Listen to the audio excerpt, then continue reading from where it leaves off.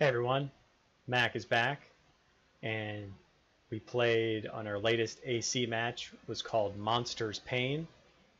It was a very interesting match from the beginning of the battle.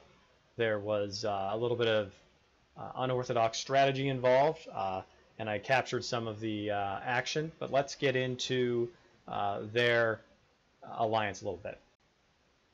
So this was the match that we played against. These are the castles here. You can see they have some pretty stout accounts. 1.4, 1.4, pretty nice here. But their billion only ranged up to 6 total.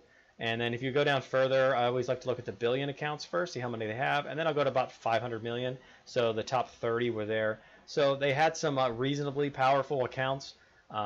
So it was more of, you can see 41 billion, where I think my alliance was at 70 billion or so, something like that. So it was a little unbalanced in that respect. They do have a full membership, so they do have a lot of players in there, which they were able to bring with them. So you can see some of the, you can see that they deployed 75 troops compared to our 67, so they did outnumber us by quite a bit. And you can see the numbers here that we had were actually quite similar.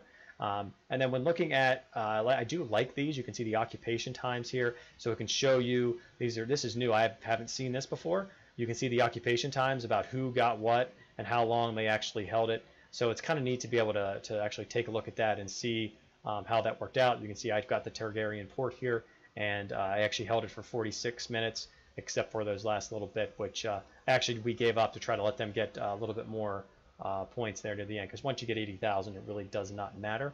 And you can look at some of the other point details to see how the points were actually spread out between everything. You see the total points, you can see these occupation points, all that, which is pretty nice. It's kind of neat to be able to see these first kill points are nice to be able to see as well. So it was a pretty good match, like I said at the very beginning, with some interesting play that happened. But to no further ado, let's you can already see what we have here, but let's go check out the action. Let's get to it.